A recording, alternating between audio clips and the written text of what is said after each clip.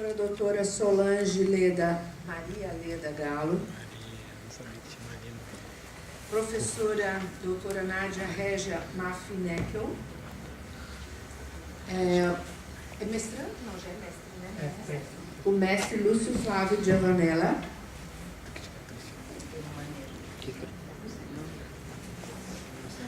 Ana, pode? Ali, Ana. Dá uma prova aqui, né? Dá. Dá uma prova aqui. Claro. É? Deixa eu pegar o microfone.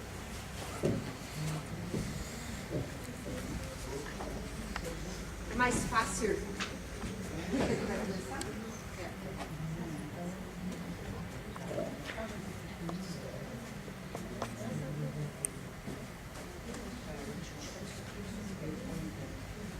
Bom, boa tarde a todos. Nós optamos, então, para dar continuidade à pesquisa, né? Até a proposta foi a gente pensar em momentos de mesa que os pesquisadores pudessem conversar um pouquinho mais sobre as suas pesquisas, né? E que do grupo de pesquisa e os demais envolvidos, né? Alunos, tivesse o seu momento das comunicações, que vão acontecer amanhã de manhã. Aí dá para ter uma ideia da diversidade, né, de trabalhos nessas linhas de pesquisa que congregam 3 programas de mestrado de 3 universidades. E na conversa minha e da Solange, nós vamos trazer que análise, então, que dê a cara do projeto, né? E aí nós lembramos de um número da revista Ciência em Curso, que depois a Solange vai mostrar, que leva justamente esse nome, Contestando o Contestado, que foi um trabalho realizado em Canoinhas pelo grupo da Unisul, da revista Ciência em Curso, na época. E dentro desse número da revista tem uma série de outras coisas, tem parte do editorial, fala justamente sobre as artes do contestado. Eu falei, então, fechou, porque é exatamente esse caminho que eu estou me dedicando a percorrer, que é a análise discursiva de obras de arte, né? E eu posso dar continuidade ao papo que a gente iniciou lá em Canoinhas, no último seminário, que era uma análise das 3 produções da Ilona Terpan.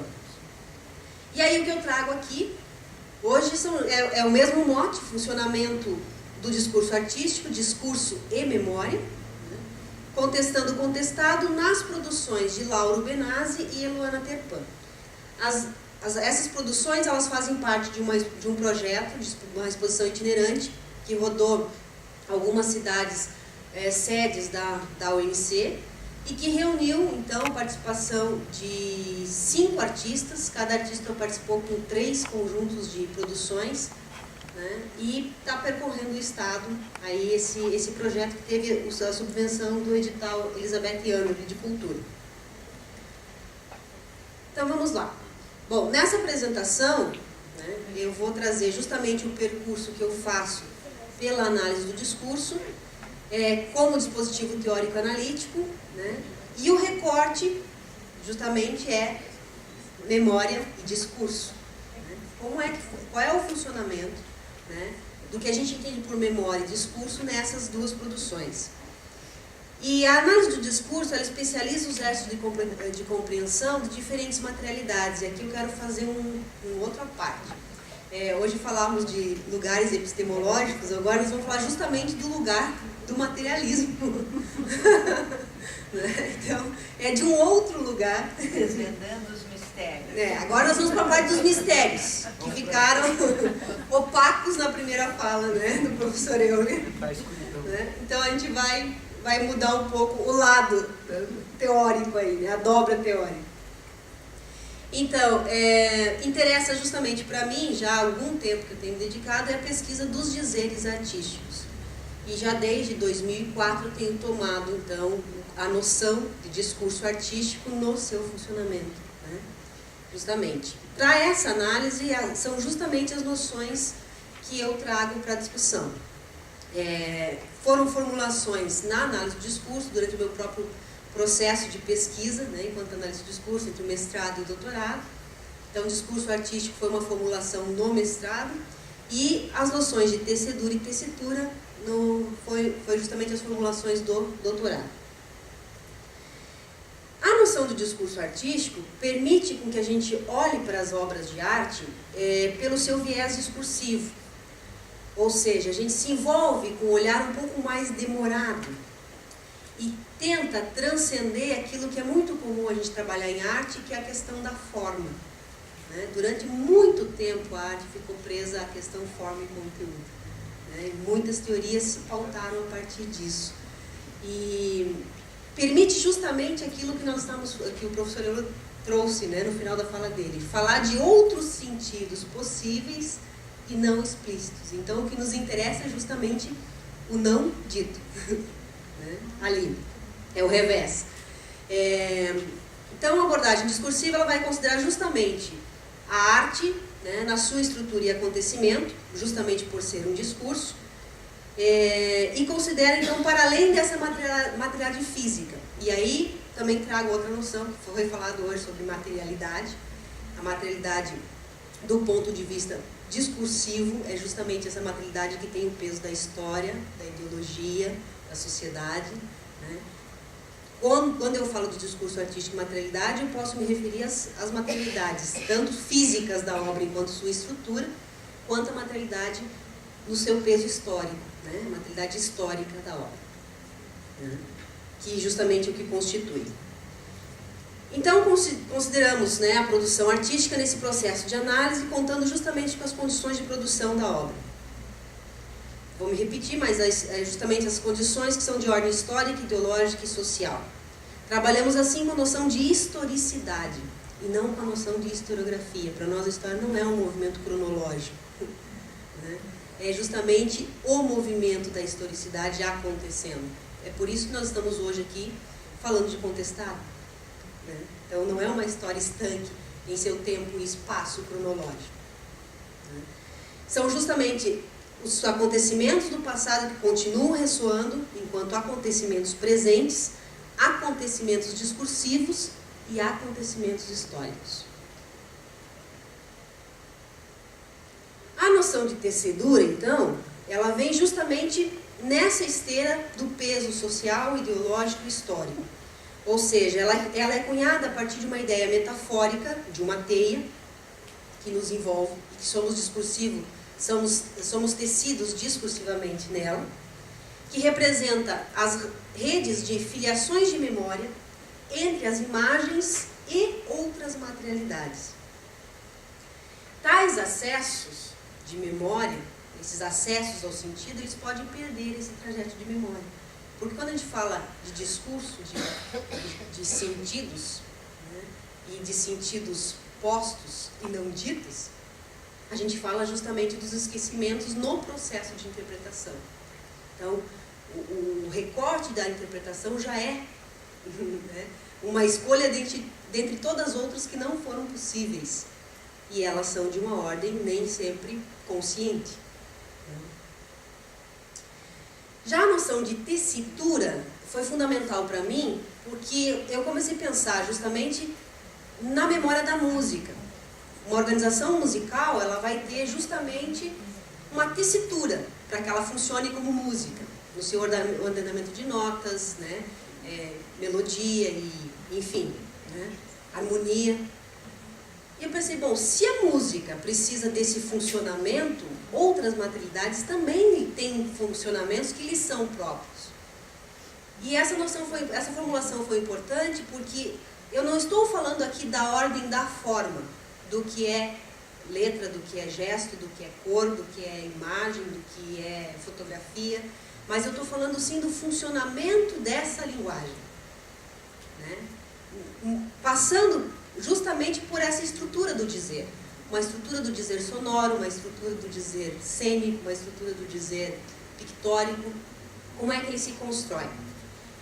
Então, a tessitura ela mostra justamente nessa circulação possível pela paráfrase, pelo movimento parafrástico, que, por meio da estrutura da matéria significante, é possível recuperar certos recortes, determinados recortes de memória.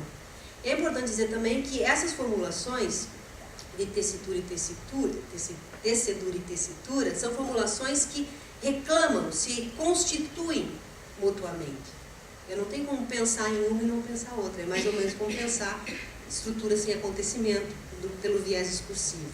Então foram formulações dentro da análise do discurso que se fizeram necessárias, né? Porque as múltiplas materialidades na análise do discurso ainda é algo novo, né? Enquanto formulações teóricas. Então nosso corpus, A Guerra do Contestado, uma produção de 2010, como eu disse, foram produzidas para um edital, e a prerrogativa era falar justamente do contestado, então isso é importante no nosso gesto de interpretação, do Lauro Benazzi, que é essa aqui. É uma produção em bico de pena, né? E com as suas profusões todas de formas colocadas aí, né? E seus detalhes. Nós vamos visitar por partes, né, essa imagem. E a obra O Contestado, por teimosia, trago de novo, que dessa vez vai aparecer com as cores certas. Aí estão as cores que eram para ter aparecido no outro seminário. Né? São produções que falam sobre o contestado de lugares diferentes, mas que falam da mesma temática, né? Inclusive com os mesmos elementos. Então, trata-se de duas produções artísticas distintas que abordam a temática do contestado. A primeira, uma produção que se utiliza da técnica de bico de pena do artista paranaense Lauro Benazzi. E a segunda, uma produção escrita na estética contemporânea, de técnica mista, da artista canoense Luana Terpan. Quando eu estava revendo os slides, eu até me dei conta da presentificação do conflito, né? Paraná e Santa Catarina com os artistas também. Um é paranaense e outro é catarinense. Bom, na obra da Luana, então, o que a gente tem são tessituras próprias da pintura, né? Ancoradas no artístico e nos seus modos de funcionamento. Dito de outro modo, nós temos formas, cores, pontos, linhas, palavras, né? Porque ela fundamentalmente parte dessa relação entre palavra e imagem. O que aí é palavra e o que aí é imagem, né? Interpelando justamente o olhar para um jogo discursivo que se estabelece ali, né?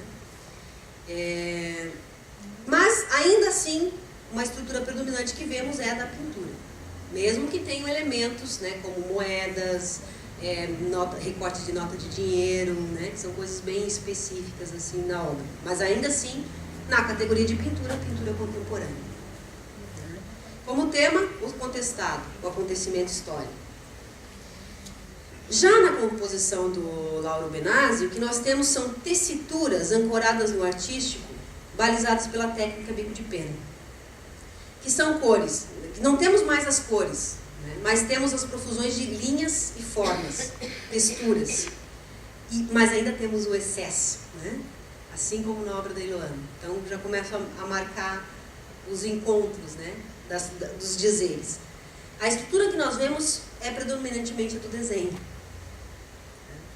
Temos igualmente o contestado como acontecimento histórico. Então, para olhar para essas duas obras, precisa justamente da recuperação histórica, apontar essas marcas interdiscursivas, faz necessário verificar a filiação histórica, ideológica e social do contexto, da pintura, dos artistas, porque se a gente não considerar essa instância, nós vamos ficar numa instância icônica, semiótica e intertextual. Nós poderíamos ficar comparando em termos de formas, né? Mas aí eu perguntaria, qual é o nosso recorte, que era a proposta pensar discurso e memória, né? Ou seja, cairíamos numa relação da forma. E aí, recuperando justamente o que a Sirene e a Malu falaram sobre o trem, né? O trem foi o grande mobilizador deste conflito pela Brasil Royal Company, né? E a desapropriação das terras. E uma marca interessante disso é que em ambas as composições, né, o trem, ele corta a composição, né? Vou botar aqui. Opa. Aqui. O trem, ele corta essa composição, né, na verticalidade e na horizontalidade. Então, entre os jogos de poder econômico, estava deflagrado o conflito com os jagunços, entre aspas, o contestado, pois a Solange vai recuperar isso também, proprietários de terras armados com facões de madeira e o exército brasileiro, apoiado pelo poderio estrangeiro. A história do contestado não é uma história, são múltiplas histórias. E como eu estava falando antes, o trem ele é uma personagem recorrente nas produções artísticas. Aqui eu peguei duas, mas se a gente for folhear, né, o catálogo da exposição, vocês vão ver que em praticamente todas as obras aparece o trem. E tem coisas recorrentes, o trem, o conflito, enfim. Mas o trem, ele não só ancora, né, as temáticas como uma personagem nos quadros, como o acontecimento histórico também foi deflagrado e marcado pela linha do trem. O acontecimento discursivo no enunciado pictórico, o trem é que divide as composições. Então percebe como é que eu estou olhando esse deslocamento, né? Colocando na perspectiva discursiva esse elemento. E outras relações também do contestado são colocadas como pano de fundo de todo o resto do conflito também, como as questões de ordem religiosa, das crenças, né, das lendas que envolvem a questão do contestado. Então eu queria recuperar a fala dos dois artistas aqui. Que é uma imagem toda mais colorida. Então eu escrevi a palavra contestado, né? E dentro de cada uma das letras eu fui tentando resgatar das lendas. Fiz algumas pesquisas bibliográficas que fossem resgatando as lendas. Então as três velas, que conta a lenda também das três virgens, então tentei incluir a ideia das três virgens, a ideia da madeira, a ideia das três virgens, das três velas, que também foram lidas em muitos momentos como as três chaminés das fábricas, enfim. E os três monges que também aparecem, né, na história do contestado. Então, aquilo que nós estamos lidando com a materialidade, né, do simbólico, atravessando as produções o tempo todo. E a fala do seu Benazzi. É interessante para a gente observar o lugar de onde os dois estão falando, né? As procissões da coisa, e aqui ainda tu vai ver acima aqui esse detalhe que é importante, eles levando os mortos e as cruzes que foram enterradas, onde eles levavam os filhos e aqui o seu Lau, depois a gente vai recuperar uma outra fala dele, e são exatamente os dois detalhes que eles estão mostrando. Então, a apropriação desse espaço como manifestação religiosa, né? O contestado com a sua potência, ou seja, tem um atravessamento do discurso religioso, né? Nisso quando a gente fala do discurso sobre a história do contestado, né? Tanto da posição da artista pesquisadora, porque ela falou, eu fui pesquisar, eu fui estudar as lendas, e ele fala, acontecia assim. Então, a relação de memória na fala dos dois artistas já vão marcando o lugar da onde eles vão falar sobre a guerra do contestado, né? Vão definindo as suas posições, né, de sujeitos para falar, para dizer sobre o contestado. Então, compreender o funcionamento de tecedura e tessitura na imagem da arte, a partir da perspectiva discursiva, é mais do que uma descrição compositiva da produção artística e dos seus apelos técnicos. É a mobilização do discurso em sua estrutura e acontecimento. As produções há pouco apresentadas também podem ser consideradas como produções contemporâneas, se considerarmos o tempo cronológico em que foram produzidas. Mas, se além disso considerarmos a discursividade, a historicidade em que foram produzidas, que é preciso justamente recuperar e presentificar essas condições de produção. E aí o lugar deles dizerem isso faz toda a diferença. No funcionamento da tessitura, nas cores da produção de Luana Terpan e na tessitura das formas na produção de Benazzi, abre-se o polissêmico. E é por meio desse excesso que ele nos joga a tecedura de imagens que o contestado produz. E começa a suscitar em nós, espectadores, perguntas sobre as histórias do contestado, e não só a história do contestado. Né? Então, o discurso artístico contextualiza o contestado, contestando-o em imagens e formas.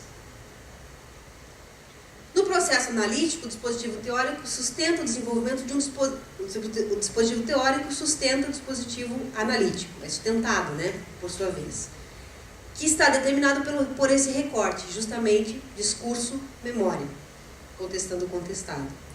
Dito de outro modo, os resultados de uma análise são relativos às articulações e às condições de produção com a posição do analista. Né? Então, e aí vamos falar de novo sobre algo que ficou circulando hoje à tarde, o sentimento de pertença, né? De pertencimento, né? Que passa por várias relações de memória aí. Né? Eu, por exemplo, pessoalmente, vou abrir um parênteses aqui na fala, quando eu cheguei em Santa Catarina 12 anos atrás, eu achava que todo mundo sabia sobre a história do contestado. E eu me sentia uma ignorante sobre isso. Falei, como é que eu não sei sobre essa história do contestado? Porque no Rio Grande do Sul, qualquer criança de 5 anos sabe o que foi a Revolução Farroupilha. Sabe quem foi Bento Gonçalves. Como é que aqui não se sabia? E eu vim com o imaginário de que se sabia. Que era uma história do Estado. E aí uma das minhas alunas, né, do curso de pedagogia, portanto na graduação, disse, professora, a gente só ouviu falar da história do contestado aqui na universidade. Uma pessoa que era nascida no contexto, na região, e nunca tinha ouvido falar sobre isso. Né? Então, esse lugar de imaginário, né, que a gente se coloca, é interessante que a gente é pego no jogo discursivo, né, da linguagem aí o tempo todo. Então, por que trata-se de processo identitário às produções? Né? Afetado, no caso da Eluana, afetado pelas características mestiças da pintura moderna e contemporânea.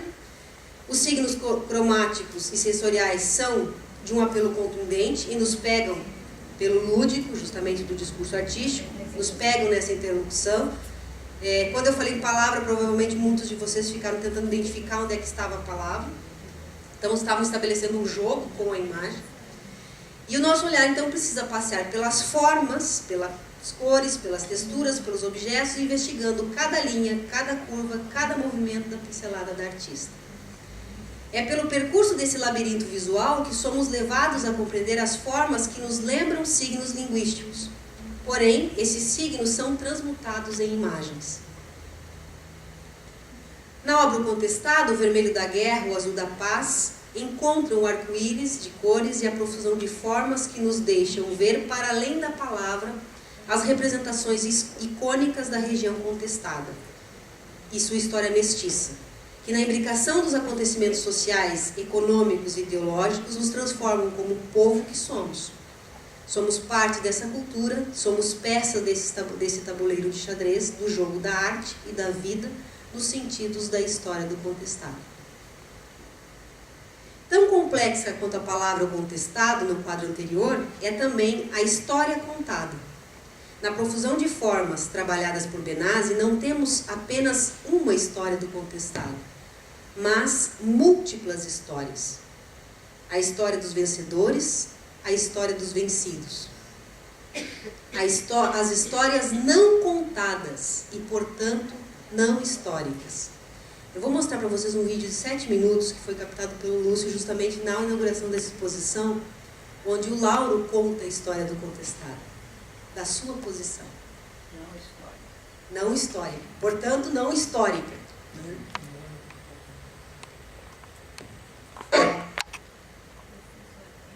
Eu conheci uma pessoa muito importante que participou da guerra. E essa pessoa chama-se Rodrigo, já é falecido há uns 30 anos. Eu era moço e ele dizia que tinha 60 anos. Eu era velho e ele dizia que tinha 60 anos. Então ele contou alguns fatos, ele participou da guerra e quando ele viu, ele fugiu durante anos para poder escapar da perseguição. Mataram um filho, esposa, e o que eu pretendo fazer um pequeno ponto desse fato, mas espalhar também na cadeia, sabe? Portanto, sobre o motivo, foi um erro governamental.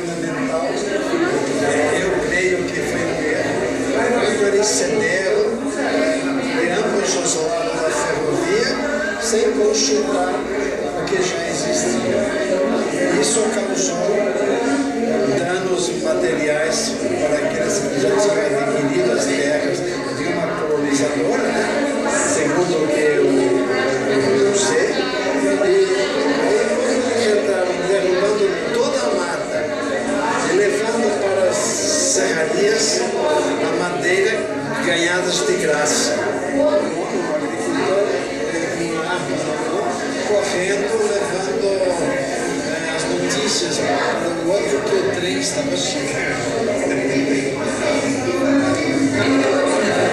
E esse seu amigo, ele era colono aqui.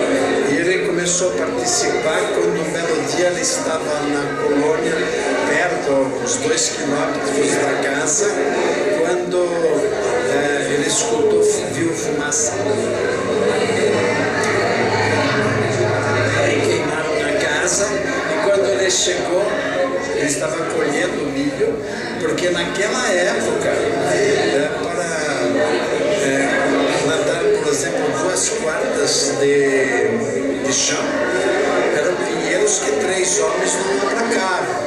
Então, uma família pequena, para derrubar a mata, para plantar, eles queimavam os pinheiros, porque não tinha outra saída. Mas uma mulher e um filho e um homem levava 1 ano, ou talvez mais, para cortar uma quarta de chão.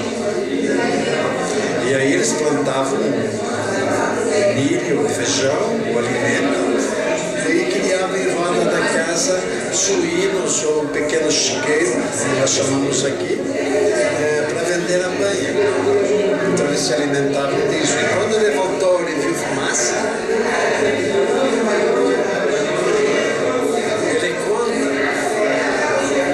ele contava e gritava. Porque quando ele chegou perto da casa, o filho estava enfiado em cima das rendas.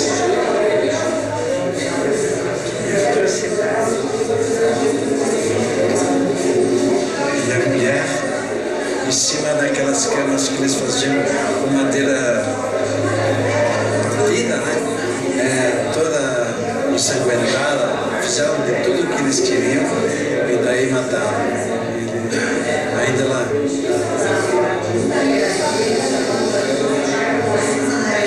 Isso. Eu quero fazer a outra tela sobre a Guerra do Contestado, mas pintada. Quanto tempo Quanto tempo esse seu amigo viveu depois desse... A história dele é muito interessante, porque depois eles começaram, ele foi de atrás para brigar, e daí começou a ser perseguido. E ele veio nesta região, né, que tinha um profeta, chamado, ao menos ele contava essa história. E ele aqui perto da Lumber, nesta região, ele deve ter subido por Timbó. Ele ficou 1 mês e pouco fugindo e eles atirando de atrás. Daí não aguentou mais. Ele estava deitado do lado de uma torre, onde ele se salvou, que as tropas passaram do lado e não viram. E daí esse profeta deu uma Bíblia para ele, e ele atravessou um estreito, quer dizer, um estreito de um rio que ele tinha que pular com uma vara. Para mim que era o estreito do Iguaçu. Ele atravessou e lá ele ficou. Daí o meu avô, que foi o construtor da estrada de Porto União para Bituruna, ele trabalhou um período até comprar uma mula. E quando ele comprou, ele fez um rancho e não quis mais trabalhar porque ele estava todo cortado, ele não aguentava o trabalho. E o meu avô falava de alguma coisa e respeitavam muito ele, porque através dessa Bíblia que esse homem tinha dado para ele, talvez fosse João Maria ou coisa parecida, e esse profeta, eu creio que era um profeta, esse profeta, então ele orava para as pessoas que iam lá, que estavam doentes e eram curados nesse rancho. E era um rancho ali próximo a Bituruna e muita gente ia lá para ser que ele orava. Antigamente eles diziam benzedores, mas ele não tinha uma Bíblia. Quando eu conheci, ele continuava toda esfarrapada e continuava orando através dos salmos. Então eu depois eu escrevo e conto a história pintada. Lindo. Quanto tempo você demora para fazer? Quanto você demora para fazer? 40 dias, trabalhando. Quantas horas por dia? 8, 10, 15, não sei marcar período, porque nenhuma pequena folha dessas minúscula tem centenas de traços. Uma pequena folha de uma taguara tem traços de sombra. Então, as mesmas folhas pequenas também têm traços no meio das folhas, para sombrear. Então, ele fica um esquema fotográfico.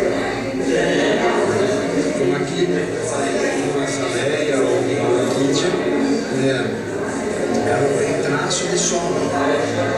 Então, conforme a distância que o olho, se tu formar assim na mão, um canudinho, sabe, um buraquinho no meio entre as mãos, põe o lado no papel, tu vai ver a classe da figura.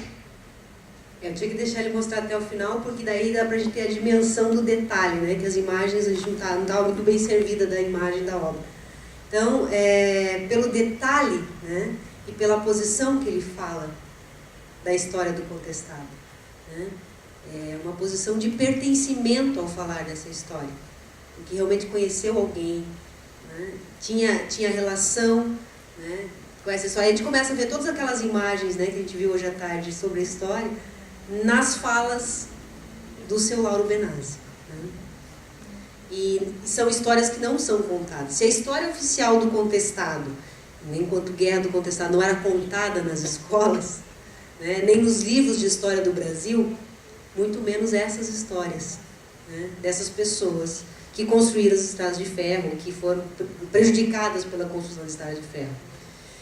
Então, na profusão de cores e formas das produções, dizem a profusão de sujeitos na história do contestado, e nas discursividades do contestado. Se, segundo Péchet, né, o acontecimento é um ponto de encontro de uma atualidade e de uma memória, essas produções convocam-nos a pensar as discursividades de e sobre o contestado em suas múltiplas histórias, em sua historicidade. Isso aí, obrigada.